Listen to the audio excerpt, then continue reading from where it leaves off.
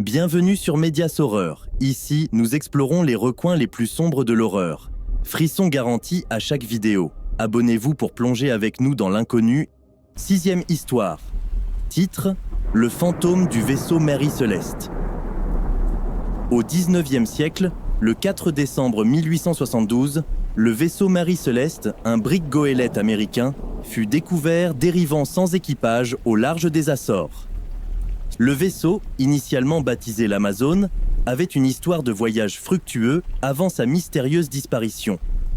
En 1868, le vaisseau fut racheté par le capitaine Benjamin Briggs, un marin expérimenté, et fut renommé Mary Celeste. Le 5 novembre 1872, le Mary Celeste quitta New York avec à son bord 9 membres d'équipage, dont le capitaine Briggs, sa femme et leur fille de 2 ans. Le navire était chargé d'alcool industriel, destiné à être livré en Italie.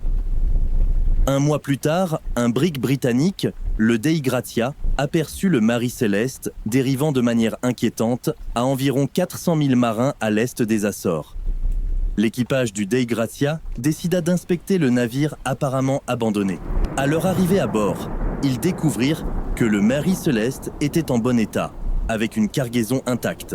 Cependant, l'équipage avait disparu sans laisser de traces. Les objets personnels des membres d'équipage étaient intacts, les repas étaient prêts à être consommés et il n'y avait aucune indication de lutte ou de panique à bord.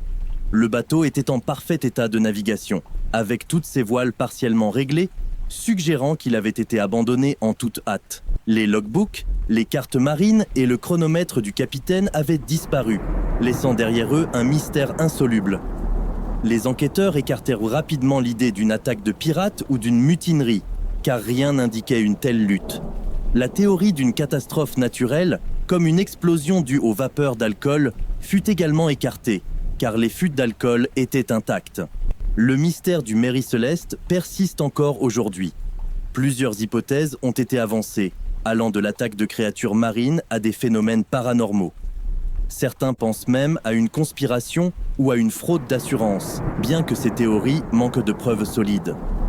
Le vaisseau Mary Celeste a continué à hanter les esprits au fil des ans, devenant l'une des histoires les plus célèbres de la navigation. Son destin inexpliqué demeure une énigme, rappelant aux marins et aux amateurs d'histoires mystérieuses que parfois, même au cœur de vastes océans, le mystère peut surgir là où on s'y attend le moins. Titre : Le navire maudit de William Kidd. Au XVIIe siècle, le pirate William Kidd, mieux connu sous le nom de Capitaine Kidd, était redouté sur les mers pour ses raids impitoyables. Cependant, une légende mystérieuse entoure son navire, le Adventure Galley, et une malédiction qui semble avoir perduré bien après sa capture. Le Adventure Galley, un navire de guerre transformé en navire pirate, était le vaisseau emblématique de Kidd. Au cours de ses pillages, Kidd accumula un trésor considérable, mais la chance du navire tourna brusquement en 1699 lorsque la Royal Navy l'appréhenda. Kidd fut capturé, jugé pour piraterie et pendu en 1701 à Londres. La malédiction du Adventure Galley, cependant, prit racine à partir de ce moment. On dit que Kidd, juste avant son exécution, aurait lancé une malédiction sur son trésor, maudissant tous ceux qui chercheraient à le posséder. Le navire, après la capture de Kidd, fut démantelé et abandonné à son sort. C'est à ce moment que des récits étranges commencèrent à émerger. Les marins et les habitants des ports voisins prétendaient entendre des lamentations nocturnes près de l'épave de l'Adventure Galley. Certains disaient même avoir vu des lueurs spectrales danser sur les vagues, évoquant l'âme tourmentée du capitaine Kidd. Les histoires les plus effrayantes provenaient de ceux qui osaient s'approcher du trésor maudit. Plusieurs tentatives furent faites pour récupérer les richesses supposées de Kidd, mais chaque fois, elles se soldèrent par des tragédies mystérieuses. En 1911, un groupe d'aventuriers entreprit une expédition pour retrouver le trésor perdu du Adventure Galley. Cependant, à peine eurent-ils soulevé le premier coffre que la tragédie s'abattit sur l'équipage. Une tempête s'abattit subitement, engloutissant le bateau et son précieux butin.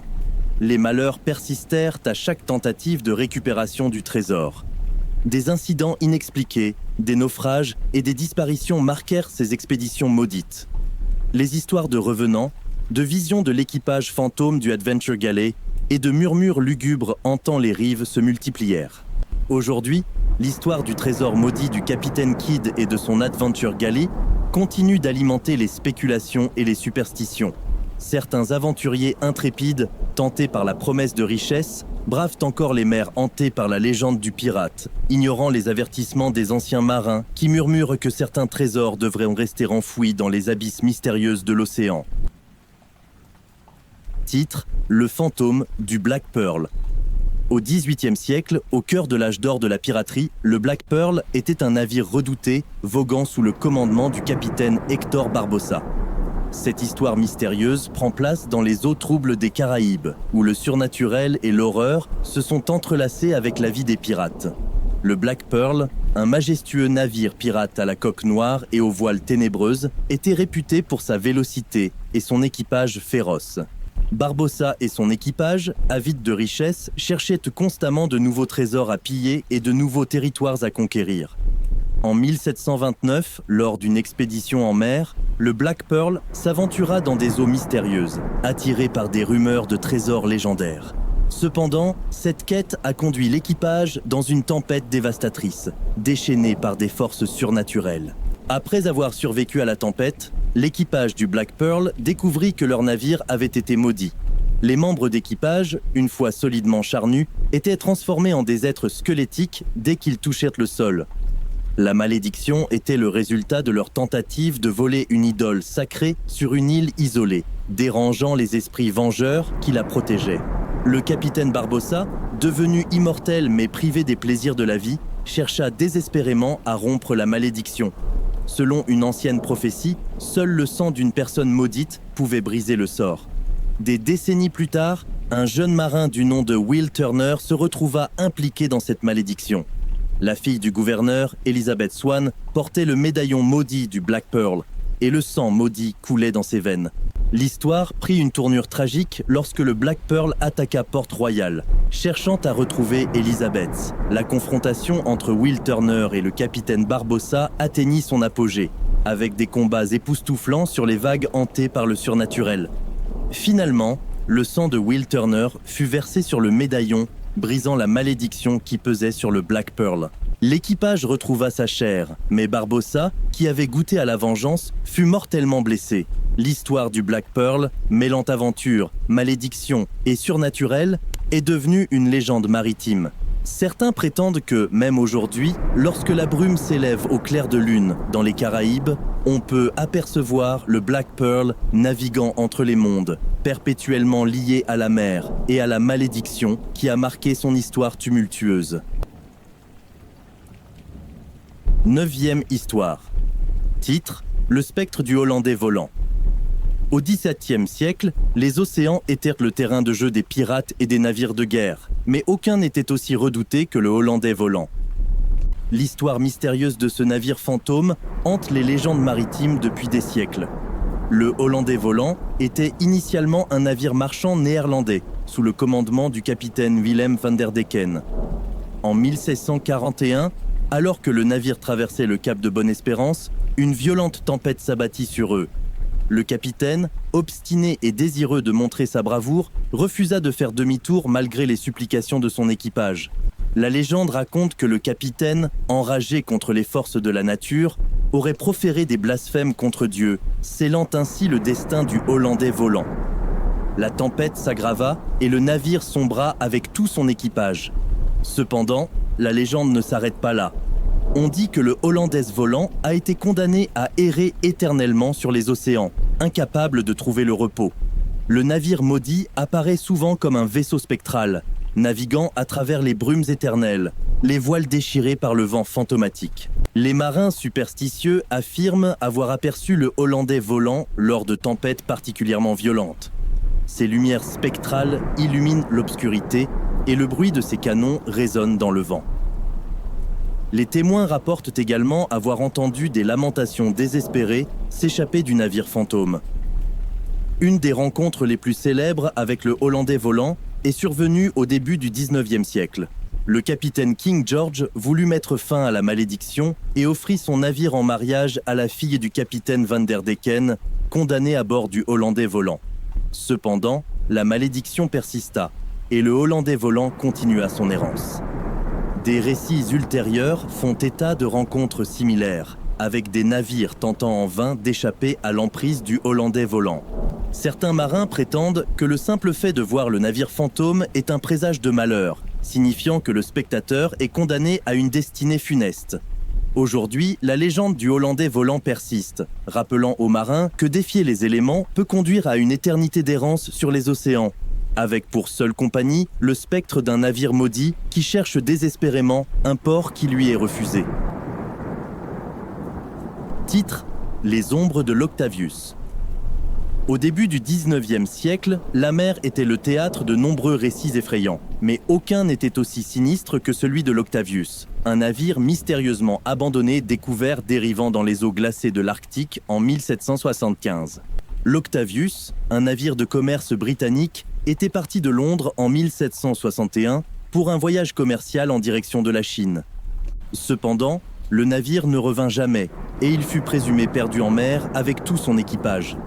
14 ans plus tard, en 1775, un baleinier américain repéra l'Octavius à la dérive dans les eaux glaciales du passage du nord de ouest. L'équipage du baleinier, curieux et intrigué par la découverte d'un navire apparemment intact malgré le passage du temps, décida d'explorer l'Octavius. Lorsqu'ils pénétrèrent à l'intérieur, une scène macabre les attendait. Les membres d'équipage de l'Octavius étaient figés dans des poses grotesques, comme s'ils étaient morts instantanément. Le capitaine, assis à sa table, tenait encore sa plume, comme s'il venait d'écrire dans son journal de bord. Le plus inquiétant était la découverte du fils du capitaine, un jeune garçon qui gisait mort dans son lit, apparemment préservé par le froid arctique. Les membres de l'équipage du baleinier découvrirent également le journal de bord du capitaine, qui révélait une histoire terrifiante.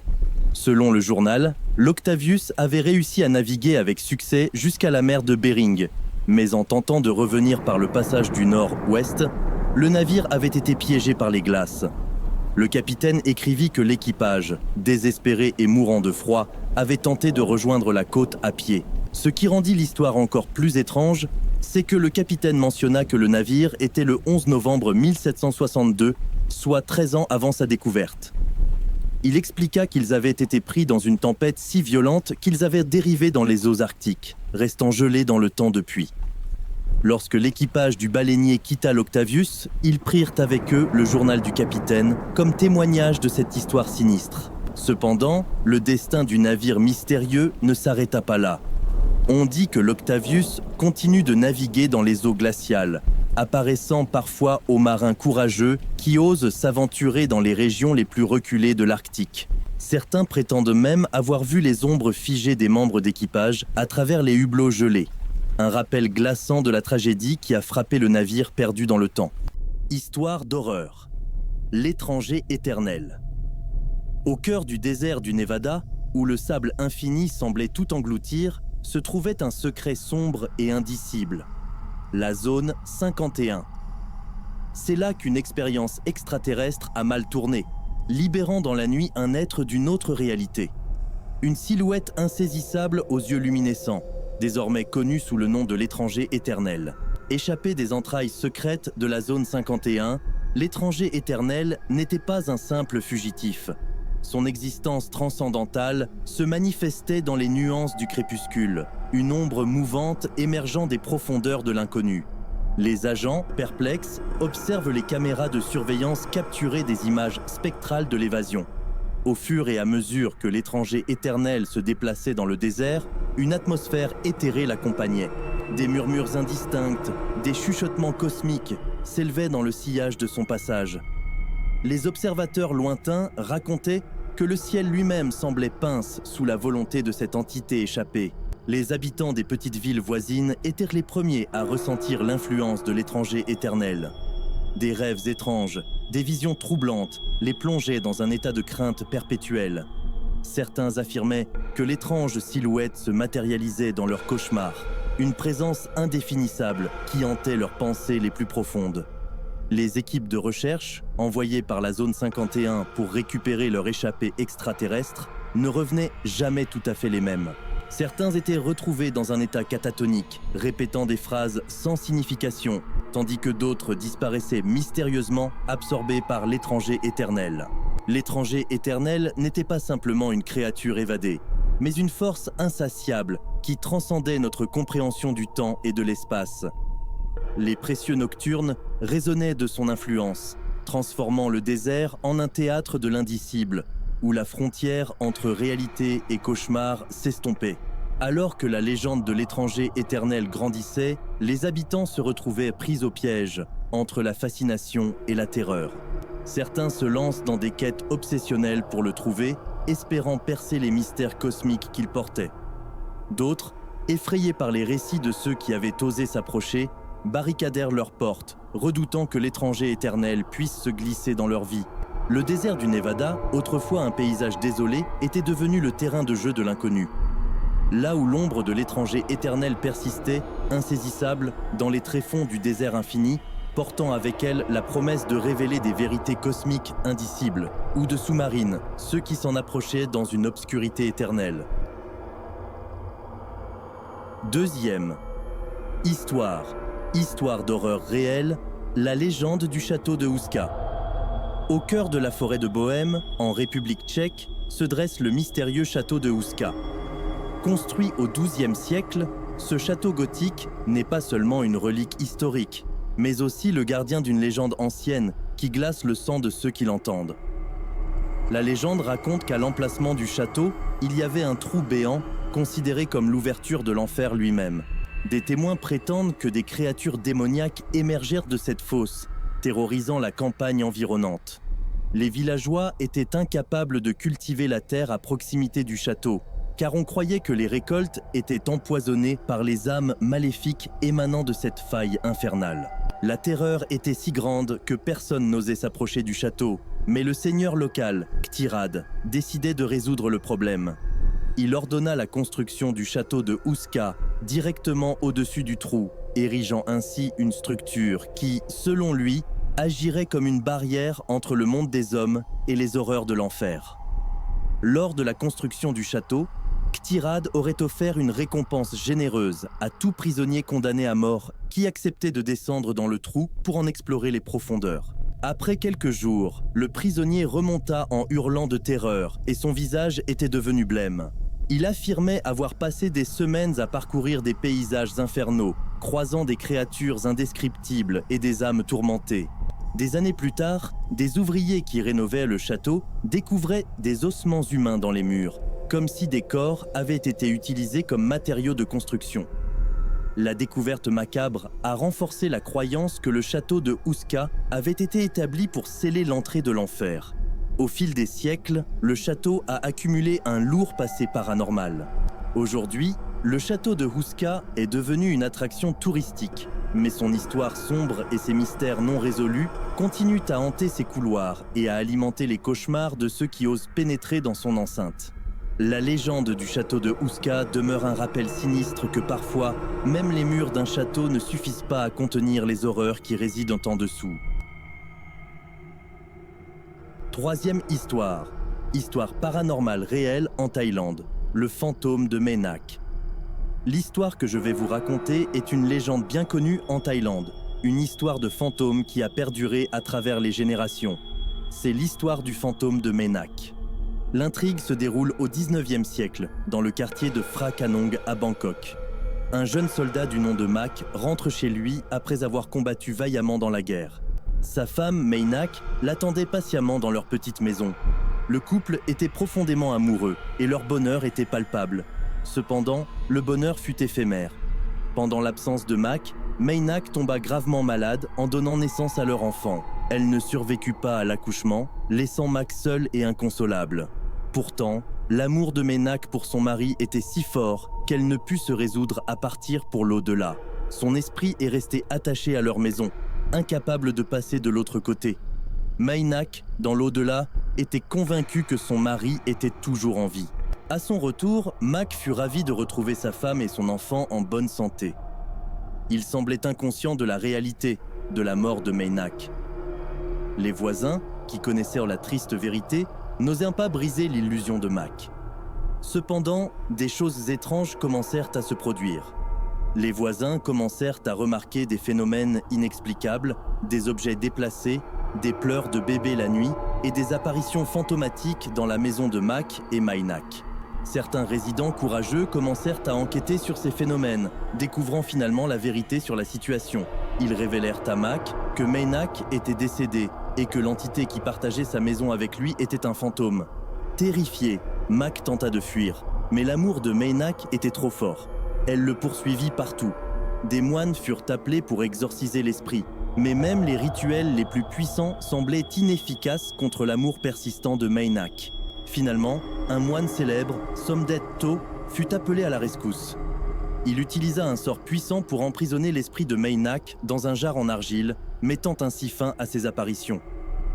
Cette jarre est maintenant exposée au Wat Mahabut, un temple bouddhiste à Bangkok. L'histoire de Maynak est devenue célèbre en Thaïlande et de nombreuses adaptations cinématographiques ont été réalisées pour raconter cette légende. Même aujourd'hui, certains résidents affirment ressentir la présence de Maynak dans le quartier de Phra Kanong, une histoire qui continue à hanter les esprits, rappelant que l'amour peut parfois lier les âmes au-delà de la vie. Quatrième histoire, histoire d'horreur, l'obscurité du volcan. Il était une fois un intrépide aventurier du nom de Victor, passionné par la découverte de lieux mystérieux et reculés. Entendant parler d'un volcan peu connu caché dans les montagnes de Hongrie, il décida de relever le défi et de l'explorer. Ce volcan, appelé le Soupir du Dragon, était entouré de légendes sinistres. Victor arriva dans un village pittoresque au pied des montagnes. Ignorant les avertissements, Victor équipa son sac à dos et commença son ascension vers le sommet du volcan. À mesure qu'il s'éloignait du village, une atmosphère oppressante s'emparait de lui. Le ciel, autrefois clair, se voila de nuages sombres, et le vent portait des murmures étranges. Arrivé au cratère, Victor ressentit une énergie oppressante. Une lueur rougeâtre émanait de l'intérieur du volcan, créant des ombres dansantes sur les parois rocheuses. Alors qu'il s'approchait du bord, un souffle chaud et sulfureux s'éleva du cratère, comme un soupir du dragon mythique. Soudain, une silhouette sombre se dessina dans l'ombre. Une entité ténébreuse, aux contours indistincts, émergea de l'obscurité. Victor sentit une présence maléfique, un regard invisible pesant sur son âme. Des murmures inintelligibles résonnaient dans l'air, une langue ancienne et maudite. Pris de peur, Victor tenta de rebrousser chemin, mais quelque chose le retenait. Les rochers semblaient en se déplacer, créant un labyrinthe tortueux autour de lui. La lueur rougeâtre intensifiait son éclat, révélant des symboles mystiques gravés sur les parois du cratère. L'entité des ténèbres, prenant une forme plus définie, s'approcha lentement. Ses yeux brillèrent d'une lueur rouge maléfique. Victor sentit son esprit envahi par des visions cauchemardesques, des images de son passé et de son avenir tissées par cette entité impénétrable. Alors qu'il luttait pour échapper à l'emprise de l'entité, Victor entendit des voix chuchoter des prophéties funestes. Il comprit que le volcan était bien plus qu'un simple cratère. C'était le domaine d'une force ancienne et maléfique. Par miracle, Victor parvint à s'échapper du cratère, mais il ne fut jamais le même. Les murmures et les visions le hantaient jour et nuit. Certains disent que l'entité du volcan avait laissé une empreinte indélébile sur son âme, le condamnant à porter le poids des ténèbres pour le reste de ses jours. Le village, désormais abandonné, gardait le secret du soupir du dragon, un endroit où les intrépides aventuriers risquaient de perdre plus que leur vie physique. Le volcan continuait de gronder dans l'ombre, son cratère abritant une entité maléfique attendant le prochain curieux qui oserait pénétrer dans son royaume ténébreux. Cinquième, histoire. Titre, l'horloge du temps perdu. Dans une petite ville reculée, nichée entre des collines verdoyantes, se trouvait une antique boutique appelée l'Antre des Curiosités. Son propriétaire, un vieil homme énigmatique du nom de Monsieur Théophile, était connu pour ses objets étranges et mystérieux. La pièce maîtresse de sa collection était une horloge au tic-tac apaisant, mais celle-ci n'était pas ordinaire. On disait que l'horloge avait le pouvoir de remonter le temps. Les rumeurs prétendaient que ceux qui l'osaient pouvaient revivre un moment de leur passé en tournant simplement la petite clé à l'arrière. Cependant, personne n'osait l'essayer, craignant les conséquences mystiques de jouer avec le temps. Un jour, un jeune homme du nom d'Adrien entra dans la boutique, attiré par l'éclat de l'horloge. Il était hanté par un regret persistant, une décision qu'il regrettait amèrement. Intrigué par la promesse de redécouvrir le passé, il décida d'acheter l'horloge. De retour chez lui, Adrien se retrouva seul devant l'horloge mystique. Il tourna la clé avec hésitation et une lueur dorée enveloppa la pièce. Soudain, il se retrouva transporté des années en arrière, à un moment crucial de sa vie. Il était de nouveau dans la petite librairie où il avait rencontré son premier amour, Élise. Les émotions du passé le submergèrent alors qu'il revivait les instants magiques qu'ils avaient à partager. Cependant, quelque chose était différent. Adrien se rendit compte qu'il pouvait voir les détails qu'il avait manqués à l'époque, les signes subtils qu'Élise l'aimait aussi. Les jours passèrent, et Adrien se perdit dans le passé, vivant de nouveau chaque moment précieux. Cependant, l'horloge ne tarda pas à montrer ses limites. Plus il utilisait son pouvoir, plus le présent s'effaçait. Les souvenirs réels se dissipaient, et Adrien était prisonnier d'un passé qui n'existait plus. Affolé, il retourna chez Monsieur Théophile, cherchant désespérément une solution. Le vieil homme le regarda tristement, expliquant que le temps était une force délicate et inaltérable. Adrien devait faire un choix, vivre dans le passé ou affronter l'incertitude de l'avenir. Adrien, malgré la douleur de la perte, décida de revenir au présent. Il tourna la clé dans le sens inverse, laissant derrière lui les souvenirs réinventés. L'horloge du temps perdu redevint un simple objet de curiosité dans l'antre des curiosités.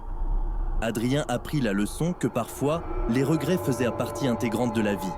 Il décida de regarder vers l'avenir, conscient que chaque instant, aussi douloureux soit-il, contribuait à la trame de son existence. Et tandis que les aiguilles de l'horloge continuaient de tourner, la petite ville reculée révéla que même les curiosités les plus mystérieuses pouvaient enseigner des leçons sur la nature inéluctable du temps. 6e histoire. Titre : Les murmures de l'Atlantique. Au large des côtes escarpées de la Nouvelle-Écosse, au Canada, une petite communauté de pêcheurs vivait dans l'ombre d'une histoire paranormale qui imprégnait les brises salées de l'océan Atlantique. L'histoire commence dans les années 1920, près du petit village de Mavillette. Le vieux phare de Pointe-aux-Loups. Le phare de Pointe-aux-Loups était un repère solennel qui guiderait les navires à travers les dangereux récifs. Cependant, les pêcheurs locaux racontèrent que le phare portait en lui une énergie mystérieuse, renforcée par des événements inexplicables qui hantèrent la nuit. Les ombres de la nuit. Les habitants témoignaient de phénomènes étranges, comme des lumières clignotantes provenant du phare même lorsqu'il n'était pas en service. Certains affirmaient avoir vu des ombres mouvantes à travers les fenêtres du phare, même lorsque personne ne se trouvait à l'intérieur. La complainte des marées. Les nuits de tempête étaient les plus troublantes. Des pêcheurs revenaient après une journée difficile en mer, affirmant avoir entendu des voix chuchotantes portées par le vent. Ces murmures semblaient provenir des vagues tumultueuses, comme si la mer elle-même révélait des secrets inconnus. Les visages dans les vagues. Certains pêcheurs affirmaient avoir aperçu des visages éthérés dans les vagues déchaînées. Des silhouettes qui semblaient émerger des profondeurs abyssales pour observer silencieusement la vie humaine sur la côte. Le gardien disparu. La légende raconte que le gardien du phare, un homme solitaire nommé Gabriel Leblanc, disparut mystérieusement en mer par une nuit d'orage.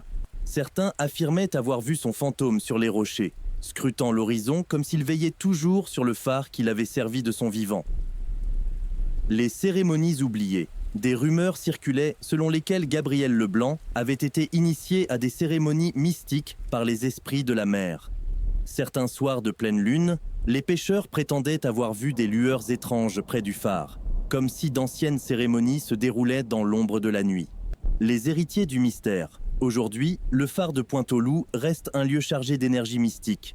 Les descendants des pêcheurs d'autrefois racontent encore les histoires de murmures océaniques et de visages énigmatiques dans les vagues.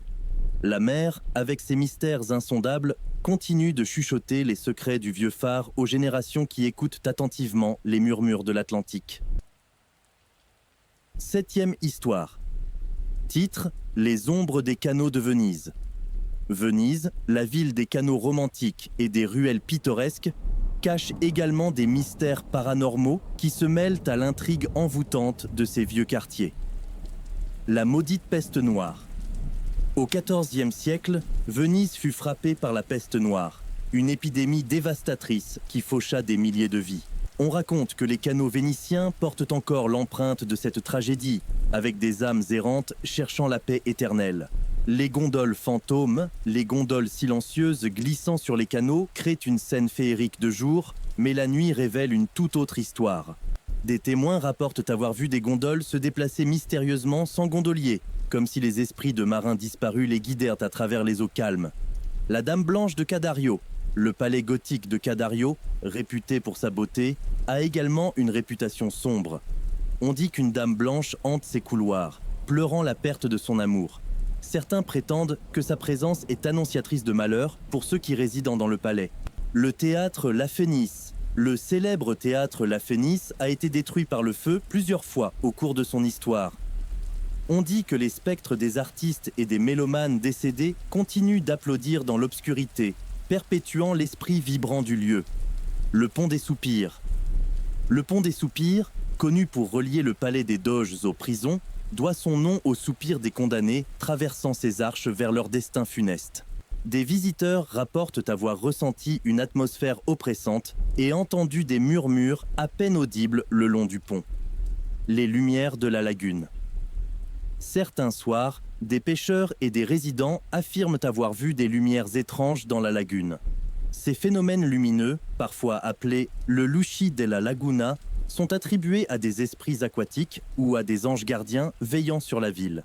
Le carnaval mystique. Pendant le carnaval de Venise, les masques opulents cachent souvent des visages plus mystérieux. Des légendes circulent sur des rencontres avec des êtres surnaturels parmi les masques, ajoutant une dimension mystique à la célébration. Les ruelles hantées. Les ruelles étroites et labyrinthiques de Venise sont souvent le théâtre d'apparitions éphémères. Les ruelles hantées, les ruelles étroites et labyrinthiques de Venise sont souvent le théâtre d'apparitions éphémères. Des ombres fugaces et des murmures indistincts ont été signalés par ceux qui errent dans ces passages isolés la nuit. Venise, avec son histoire riche et ses canaux sinueux, continue d'ensorceler et d'intriguer les visiteurs du monde entier, révélant ses mystères paranormaux au gré des vagues silencieuses de la lagune, ajoutant une dimension mystique à la célébration. Les ruelles hantées, les ruelles étroites et labyrinthiques de Venise sont souvent le théâtre d'apparitions éphémères. Les ruelles hantées, les ruelles étroites et labyrinthiques de Venise sont souvent le théâtre d'apparitions éphémères. Des ombres fugaces et des murmures indistincts ont été signalés par ceux qui errent dans ces passages isolés la nuit. 8e histoire. Titre : Les âmes errantes de l'Alley of the Kiss. Au cœur de la ville historique de Guanajuato, au Mexique, se trouve un lieu hanté par une légende romantique et tragique. Cette histoire paranormale se déroule dans l'Alley of the Kiss, une ruelle étroite qui a captivé l'imagination des habitants depuis des générations. Le romantisme de l'Alley of the Kiss. Au XVIIIe siècle, une jeune fille nommée Carmen vivait avec sa famille à Guanajuato. Elle tomba éperdument amoureuse d'un jeune homme du nom de Luis, mais leurs familles étaient en conflit. Ils décidèrent de se voir en secret dans l'Alley of the Kiss, un lieu réputé pour sa proximité. Le baiser fatal. Un soir, alors que Carmen et Luis s'embrassaient passionnément dans l'allée, le père de Carmen les surprit. Pris de colère, il poignarda sa propre fille sur place. Le baiser d'amour se transforma ainsi en un baiser fatal, teinté du sang de Carmen. Les âmes en peine. Depuis cette tragédie, on dit que les âmes de Carmen et Luis hantent l'Alley of the Kiss. Les témoins racontent avoir vu des ombres enlacées dans une étreinte passionnée, ressentant l'énergie émotionnelle intense de l'amour et de la trahison qui persiste dans cet endroit. Les témoignages des visiteurs. Les visiteurs de l'Alley of the Kiss ont rapporté des expériences paranormales, telles que des sensations de froid intense, des murmures de voix indistinctes et même la vision fugace de deux silhouettes s'embrassant à la lumière de la lune. Les offrandes d'amour. Les habitants de Guanajuato ont coutume d'apporter des offrandes à l'endroit où Carmen fut tragiquement tuée.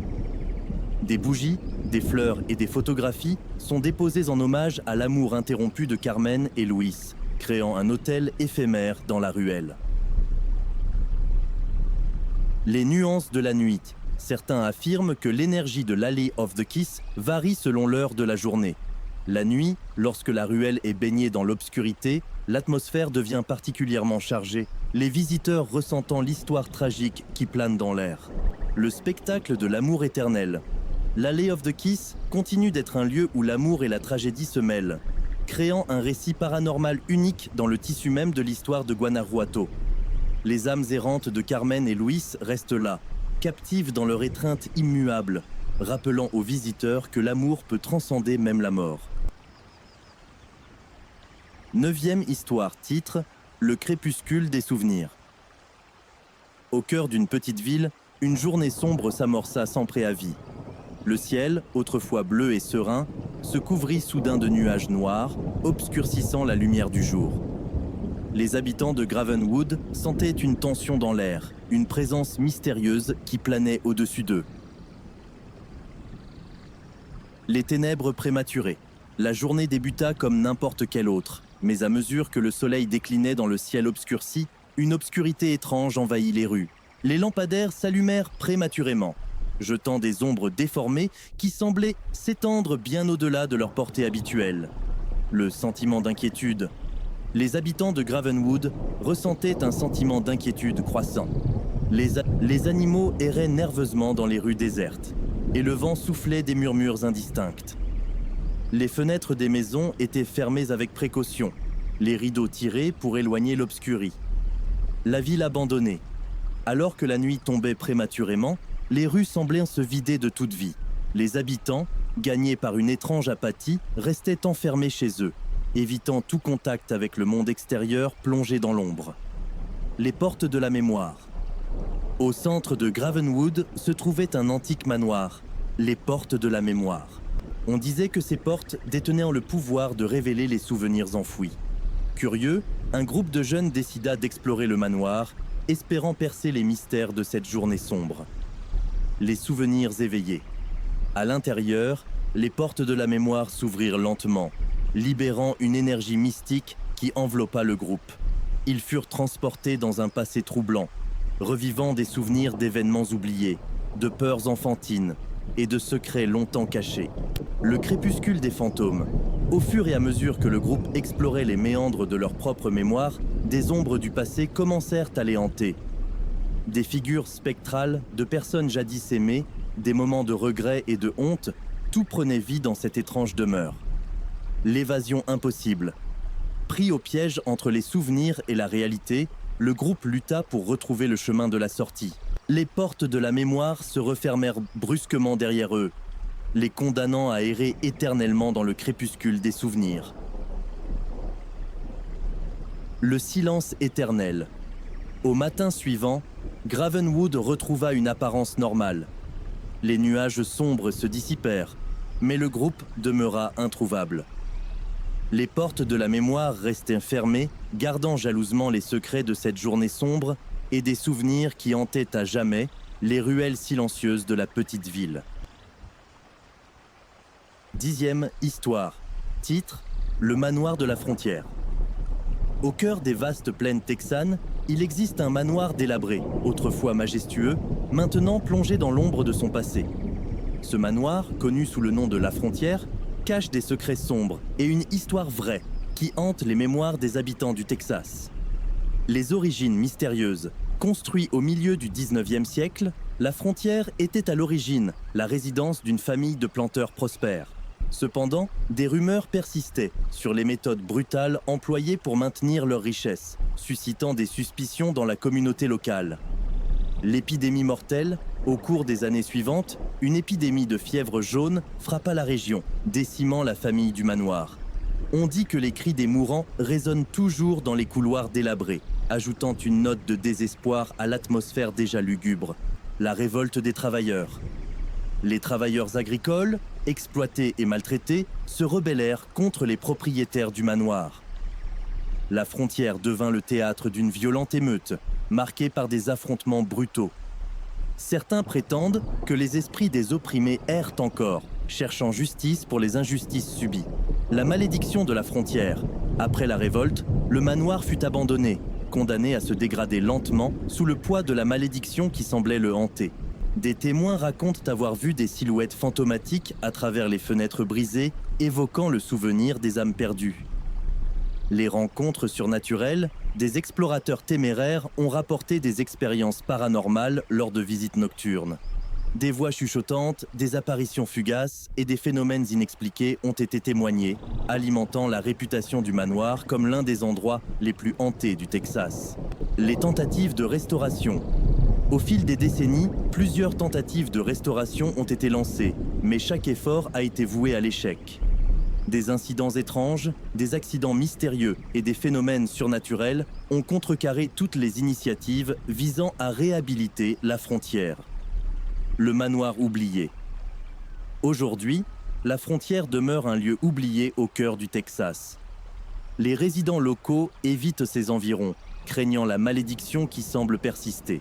Les histoires sombres et mystérieuses de ce manoir délabré résonnent comme un avertissement silencieux dans les vastes étendues texanes, rappelant aux curieux que certaines ombres ne peuvent être effacées par le temps. Première histoire. Titre : L'écho des cloches gelées. C'était une veille de Noël à Londres, où les rues étroites scintillaient de lumière festive et les marchés étaient animés par l'effervescence des préparatifs. Mais au cœur de cette joyeuse atmosphère se cachait une histoire sombre qui hantait les ruelles désertes de la ville, le vieil orphelinat. Au bout d'une ruelle peu fréquentée, se dressait un orphelinat abandonné depuis des décennies. Les vitres brisées reflétaient la lueur intermittente des lumières de Noël, créant une atmosphère lugubre. On racontait que l'orphelinat avait été le théâtre d'un événement tragique au cours d'un Noël passé. La légende du petit Timmy. La légende parlait d'un enfant orphelin du nom de Timmy qui avait disparu mystérieusement pendant la nuit de Noël. Les autres enfants prétendaient avoir entendu des chuchotements dans les couloirs et le son de cloches lointaines. Certains affirmaient même avoir vu l'ombre d'une silhouette encapuchonnée à la fenêtre. La nuit de retour. Des décennies plus tard, un groupe d'amis curieux décida d'explorer l'orphelinat abandonné pendant la nuit de Noël. Ils étaient attirés par la légende du petit Timmy, pensant qu'il pourrait élucider le mystère qui enveloppait l'endroit. Ils entrèrent dans l'orphelinat avec des lampes de poche tremblotantes, laissant derrière eux le vacarme joyeux de la ville illuminé par les décorations. L'intérieur était froid, poussiéreux, et le parfum âcre de l'abandon imprégnait chaque pièce. Les cloches fantômes. Alors qu'ils avançaient dans le couloir principal, les amis commencèrent à entendre des bruits étranges. Des chuchotements indistincts flottaient dans l'air, et le son lointain de cloches semblait les guider plus profondément dans l'orphelinat. Soudain, une porte grinça, révélant une salle où les murs étaient tapissés de photographies d'enfants d'une époque révolue. Au centre de la pièce, une vieille boîte à musique jouait une mélodie dérangeante. Les amis sentirent un frisson dans l'air. La découverte macabre. À mesure qu'ils exploraient davantage, les amis trouvèrent une porte dérobée menant à un sous-sol oublié. Là, ils découvrirent une ancienne salle de jeu abandonnée, mais quelque chose d'horrible attira leur attention. Au milieu de la pièce, une silhouette encapuchonnée était figée, tenant une vieille boîte à musique qui jouait la mélodie sinistre. Pris de panique, les amis tentèrent de quitter l'orphelinat, mais la porte dérobée avait mystérieusement disparu. Les cloches résonnaient plus fort et l'air était saturé d'une énergie glaciale. La silhouette encapuchonnée se rapprochait lentement, ses yeux vides fixés sur les intrus. La condamnation éternelle. Les amis comprirent alors que l'orphelinat était hanté par l'esprit vengeur de Timmy. La silhouette encapuchonnée était son apparition, et la mélodie lugubre de la boîte à musique était le triste écho de son dernier Noël. Ils tentèrent de crier à l'aide, mais leur voix semblait étouffée par l'atmosphère éthérée. La silhouette encapuchonnée tendit la main, et soudain, ils furent enveloppés par l'obscurité. Depuis cette nuit-là, on dit que les cloches de l'orphelinat résonnent chaque veille de Noël, portant l'écho glacial de l'histoire macabre de Timmy. Les ruelles désertes de Londres conservent le souvenir de cette nuit où l'innocence perdue cria à travers le temps, transformant l'orphelinat en un lieu maudit où les cloches gelées sonnent pour l'éternité. Deuxième histoire. Titre : La malédiction de Frozen Close. Histoire fictive. Dans le paisible village de Northvale, où les rues étaient bordées de maisons illuminées et où la neige recouvrait doucement le sol, une étrange légende hivernale planait. On racontait qu'une fois par siècle, à la veille de Noël, un sinistre personnage appelé Frozen Close émergeait pour semer la terreur. L'origine du mal. Il y a des décennies, un homme du nom de Klaus Frost, jadis le généreux Père Noël du village, tomba sous l'emprise d'une ancienne magie hivernale interdite. Consumé par la soif de pouvoir, il succomba à l'obscurité et se transforma en Frozen Close, un être maléfique qui détestait la chaleur et la joie des fêtes. La nuit éternelle. Le village de Northvale, qui avait autrefois célébré Noël avec une ferveur inégalée, se retrouva plongé dans une nuit éternelle chaque fois que Frozen Close émergeait. Les étoiles semblaient en disparaître, laissant place à une obscurité glaciale qui engloutissait tout. La malédiction hivernale, le maléfice de Frozen Close, était redoutable. Il avait la capacité de figer le temps, piégeant le village dans un éternel hiver sans fin. Les rivières gelaient, les arbres perdèrent leurs feuilles, et les rires joyeux des enfants se transformaient en échos de désespoir. La chasse aux âmes, chaque veille de Noël, Frozen Close sortait de sa cachette sombre, portant un manteau de glace et une barbe enneigée. Armé de son sceptre gelé, il se lançait dans une chasse impitoyable pour capturer les âmes des villageois. Ceux qui étaient touchés par son souffle glacial étaient condamnés à errer comme des spectres dans son royaume de glace éternelle. Le héros oublié. Cependant, une légende ancienne parlait d'un héros oublié du nom de Winterheart, qui avait réussi autrefois à vaincre Frozen Close. On disait que Winterheart avait utilisé un artefact magique, la flamme d'étoile, pour réchauffer les cœurs gelés et libérer le village de la malédiction. La quête de résurrection. Un jeune villageois courageux nommé Étienne découvrit cette ancienne légende et décida de se lancer dans une quête périlleuse pour retrouver la flamme d'étoile et rétablir la chaleur et la lumière dans Northvale. Les anciens récitèrent un sortilège oublié pour invoquer l'âme endormie de Winterheart. Le conflit glacial. Étienne se retrouva face à Frozen Close, dont le regard glacial le transperça. La bataille qui s'ensuivit entre le héros déterminé et le méchant gelé fit trembler la terre.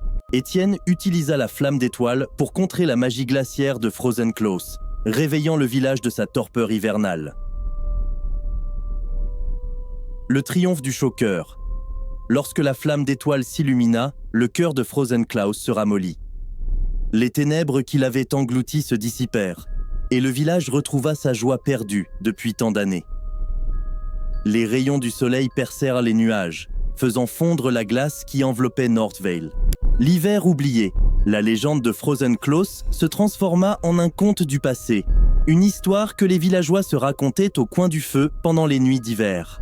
Northvale, libéré de la malédiction, continua de célébrer Noël avec un amour renouvelé pour la chaleur, la lumière et la magie de la saison hivernale. Troisième histoire. Titre : L'énigme du manoir hanté de Borley. Au cœur de l'Essex, en Angleterre, se dresse le mystérieux manoir de Borley, qui a été le théâtre d'une série d'événements paranormaux notables au cours des années 1900. Cette histoire, souvent qualifiée de plus grande énigme hantée d'Angleterre, débute au début du XXe siècle. Le début des phénomènes paranormaux. En 1900, le pasteur Henry Dawson, Ellis Bull et sa famille emménagèrent au manoir de Borley pour prendre en charge la paroisse. Rapidement, des phénomènes étranges commencèrent à se produire. Des bruits inexplicables, des apparitions fantomatiques et des objets qui se déplaçaient tout seuls. Le fantôme de la nonne, la légende prétendait que le manoir était construit sur les ruines d'un monastère et une nonne nommée Marie de Waldegrave hantait les lieux. Harry Price, l'enquêteur paranormal. En 1927, le manoir attira l'attention d'Harry Price, un célèbre enquêteur paranormal de l'époque. Il décida de mener des enquêtes approfondies pour démêler le mystère de Borley. Ces investigations révélèrent des phénomènes tels que des objets volants, des cloches sonnant sans raison et des messages mystérieux. La nonne grise. Une des observations les plus notables fut celle de la nonne grise, une silhouette fantomatique aperçue à plusieurs reprises dans les fenêtres du manoir. Les témoins décrivaient une figure voilée, tenant une lampe à la main, regardant silencieusement vers l'extérieur. Incendie et destruction. En 1937, un incendie dévastateur frappa le manoir, détruisant une grande partie de la structure. Certains considèrent cet événement comme une manifestation ultime des forces surnaturelles qui régnaient sur Borlée. Le manoir fut partiellement reconstruit, mais l'énigme persista. La fin de Borlée, en 1944, le dernier occupant du manoir, le révérend A.C. Henning, quitta les lieux. Le manoir fut finalement démoli en 1945. Cependant, les histoires de Borlée persistent et le site est encore considéré comme hanté. Harry Price lui-même, bien qu'ayant apporté une certaine notoriété au manoir, fut critiqué pour ses méthodes d'enquête. La légende continue. La légende du manoir de Borlée demeure une énigme non résolue de l'histoire paranormale. Les phénomènes mystérieux qui ont hanté ce manoir au cours des années 1900 ont alimenté l'imagination de nombreuses générations, laissant derrière eux une aura d'intrigue et de mystère. 5e histoire. Titre : Les rugissements de l'ombre féline. Dans les années 1970, au cœur des vastes étendues sauvages de la région de Tsavo, au Kenya, une histoire effrayante impliquant un lion redoutable secoua les communautés locales et les chercheurs de la faune. Le lion de Tsavo. Tsavo était déjà célèbre pour ses lions majestueux, mais un individu en particulier attira l'attention pour des raisons sinistres. Surnommé le lion de Tsavo, cet animal devint tristement célèbre pour avoir semé la terreur parmi les travailleurs du chemin de fer qui construisaient la ligne de chemin de fer de l'Ouganda au Kenya à la fin du 19e siècle. La terreur nocturne. Les travailleurs qui campaient près de Tsavo furent réveillés la nuit par des rugissements effrayants et des cris déchirants. Ils découvrirent avec horreur que le lion de Tsavo pénétrait fréquemment dans les camps, attaquant les ouvriers sans discernement. Le nombre de victimes s'éleva rapidement, créant une atmosphère de terreur palpable. La chasse aux monstres. Le lieutenant-colonel John Henry Patterson, chargé de la construction du chemin de fer, prit l'initiative de traquer le lion de Tsavo. Cependant, la bête se révéla être un adversaire intelligent et redoutable, échappant constamment aux tentatives de capture. Le lion des fantômes. La légende raconte que le lion de Tsavo était particulièrement rusé, attaquant souvent les camps la nuit, laissant peu de traces derrière lui. Certains travailleurs affirmaient que l'ombre du lion ressemblait plus à un esprit vengeur qu'à une simple bête. Le mystère non résolu. Le colonel Patterson réussit finalement à abattre le lion de Tsavo en décembre 1898. Cependant, les chercheurs furent perplexes en découvrant que les estomacs du lion étaient vides, laissant planer le mystère de ses attaques incessantes. Certains spéculèrent sur des raisons surnaturelles, tandis que d'autres avançaient des théories plus terre-à-terre, comme des problèmes dentaires rendant la chasse habituelle difficile. L'ombre persistante. Malgré la mort du lion de Tsavo, les histoires de son règne de terreur hantaient encore les pensées des habitants de la région. Certains croyaient que l'ombre de la bête planait toujours sur Tsavo, tandis que d'autres soutenaient que le lion avait laissé un héritage plus sombre, imprégnant les terres de Tsavo d'une énergie inquiétante. Aujourd'hui, l'histoire du lion de Tsavo demeure une énigme intrigante qui mélange le réel et le surnaturel, laissant derrière elle une ombre persistante dans les vastes plaines du Kenya.